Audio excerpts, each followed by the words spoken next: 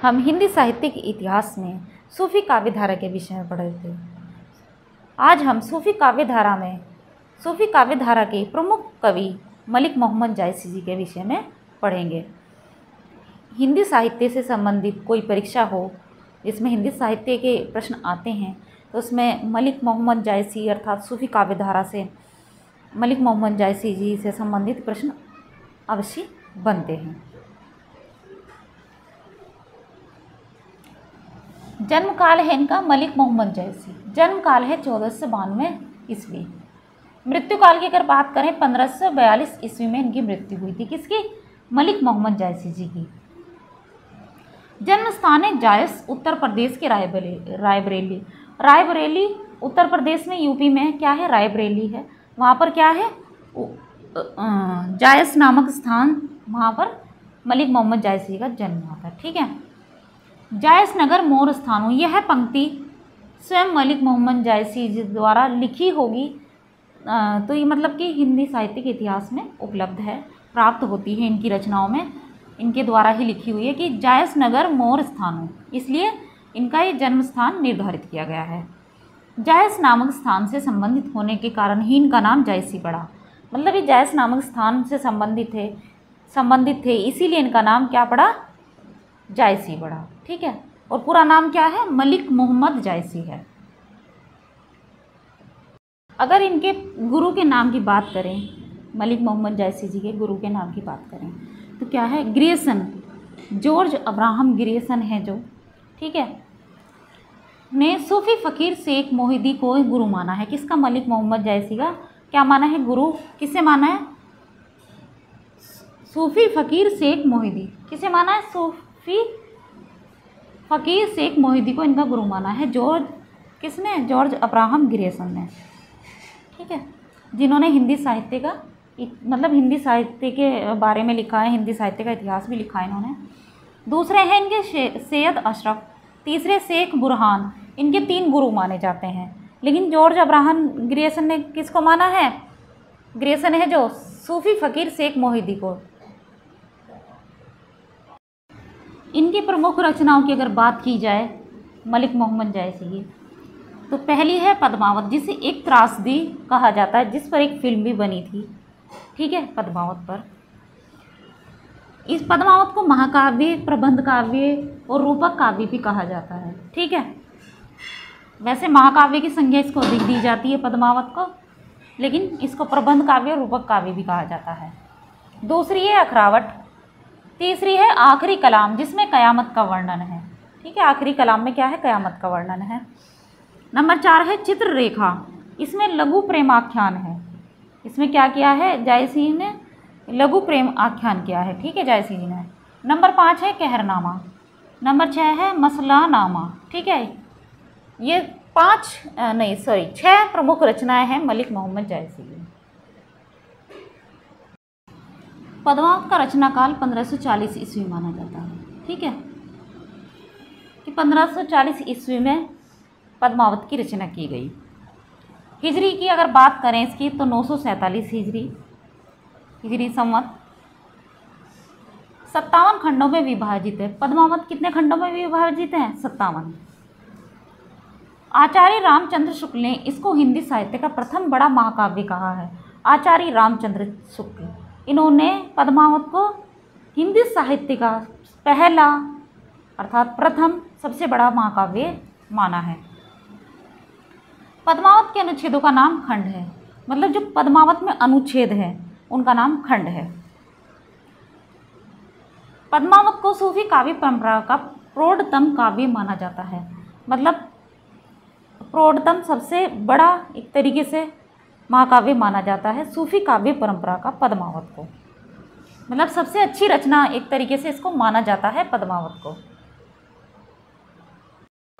चित्तौड़ के राजा रत्नसेन एवं सिंहलदीप, श्रीलंका को सिंहलदीप कहा गया है साहित्य में। ठीक है। श्रीलंका की राजकुमारी सिंहलदीप श्रीलंका की राजकुमारी पद्मावती के प्रेम विवाह एवं विवाहोत्तर, प्रेम विवाह पहले तो विवाह, फिर विवाह के बाद के जीवन का मार्मिक अर्थात विवाह के बाद के जीवन का भी इसमें वर्णन किया गया है। पद्मावत की भाषा की अगर बात करें तो अवधी भाषा है। ठीक है, इसकी कथा को दो भागों में बांटा जा सकता है। इसकी कथा दो भागों में बांटी जा सकती है। पहली है पूर्वार्ध भाग, रत्नसेन पद्मावती के विवाह की कथा, मतलब राजा रत्नसेन और पद्मावती के विवाह तक की कथा है इसमें। ठीक है, पूर्वार्ध भाग मतलब पहले भाग में इसमें राजा रत्नसेन और पद्मावती के विवाह तक की कथा का इसमें वर्णन है। आलोचकों ने क्या कहा है, उन्होंने कहा है कि ये काल्पनिक है, कि कल्पना के आधार पर रचित है यह रचना। उत्तरार्ध भाग, विवाहोत्तर जीवन की कथा, ये ऐतिहासिक मानी गई है। ठीक है, विवाहोत्तर मतलब विवाह के बाद की जो कथा है उसको ऐतिहासिक माना गया है। डॉक्टर हरदेव बाहरी द्वारा रचित प्राकृत साहित्य का इतिहास ग्रंथ, डॉक्टर हरदेव बाहरी हिंदी साहित्य एक प्रसिद्ध साहित्यकार हैं। इन्होंने प्राकृत साहित्य का इतिहास ग्रंथ है इनका, के अनुसार इस रचना का मूल स्रोत प्राकृत में रचित रत्नसेन, मतलब इन्होंने क्या किया है, प्राकृत साहित्य का इतिहास ग्रंथ के अनुसार जो प्राकृत साहित्य का इतिहास है जो उपलब्ध हुआ होगा इनको, तो उसके ग्रंथ के अनुसार इस रचना का मूल स्रोत प्राकृत में रचित रत्नशेखर कथा को माना जाता है। ठीक है, रत्नशेखर कथा को माना जाता है। पद्मावत के विभिन्न पत्र विभिन्न दार्शनिक तत्वों के भी प्रतीक हैं, मतलब विभिन्न पात्र, पत्र नहीं पात्र, पद्मावत के विभिन्न पात्र विभिन्न दार्शनिक तत्वों के भी प्रतीक हैं। ठीक है, इसी कारण इसको रूपक काव्य कहा जा सकता है, इसी कारण से इसको रूपक काव्य भी कहा जाता है। आचार्य रामचंद्र शुक्ल ने प्रबंध काव्य के भीतर दो काव्य श्रेष्ठ माने हैं। प्रबंध काव्य में दो काव्य को ही श्रेष्ठ माना है, एक तो रामचरितमानस, दूसरा है पद्मावत। केवल यही दो काव्य इन्होंने श्रेष्ठ माने हैं प्रबंध काव्य में। पद्मावत के अंत में स्वयं जायसी जी ने प्रतीकों के संकेत, पद्मावत के अंत में क्या किया है, जायसी जी ने प्रतीकों के संकेत तन इस तरह से दिए, तन चितौर मन राजा कीना, पद के माध्यम से बताए हैं अपने आप, मतलब उन्होंने अपनी रचना में लिखे हैं। ऐसा तो नहीं कि वह अभी भी इस समय है, लेकिन इस समय हैं, अपनी रचनाओं में है, उनकी रचनाओं में हम उनको उनकी जानकारी प्राप्त कर सकते हैं कि उन्होंने कैसे रचनाएं लिखी हैं। पात्र का नाम पहला है चित्तौड़ तन, मतलब जो चित्तौड़ जगह है वह तन का प्रतीक है। सिंहलदीप हृदय, सिंहलदीप श्रीलंका, वर्तमान में श्रीलंका है इसका नाम, लेकिन उस समय क्या था, सिंहलदीप, ये हृदय का प्रतीक है। राजा रत्नसेन नायक हैं पद्मावत काव्य के, ये मन के प्रतीक हैं, किसके, मन के। रानी पद्मावती पद्मिनी नायिका है, ये सात्विक बुद्धि परमात्मा परम सत्ता का प्रतीक है। ठीक है, प्रतीक हैं। मलिक मोहम्मद जायसी जी ने इन्हें प्रतीक के रूप में भी दिखाया है। रानी नागमती सहनायिका, तो ये रत्नसेन की पत्नी रहती हैं। ठीक है, जो पद्मावती तो इनकी पद्मावती से राजा रत्नसेन प्रेम विवाह करते हैं, लेकिन ये जो रानी नागमती रहती है राजा रत्नसेन की पत्नी रहती हैं, पहली पत्नी होती है इनकी। ये सांसारिक बुद्धि का प्रतीक है। आपने देखा भी होगा इतिहास में या पद्मावती में, तो उनकी ये पत्नी भी रहती हैं नागमती। हीरामन तोता सुआ, सुआ है इसका नाम, यह गुरु का प्रतीक है।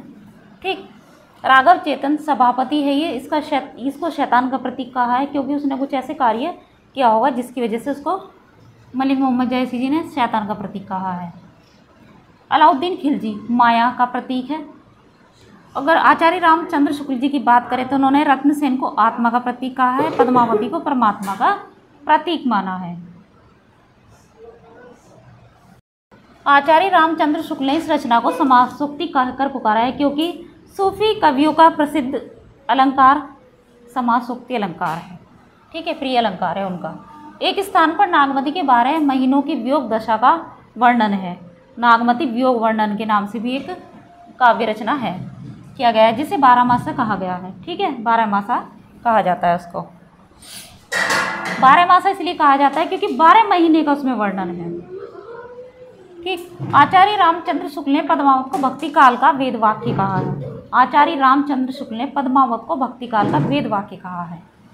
पद्मावत के प्रारंभ में जायसी ईश्वर स्तुति में लिखते हैं, उन्होंने लिखा है, सुमरो आदि एक करतारू, जे ही जीव दिनेह किनेह संसारो।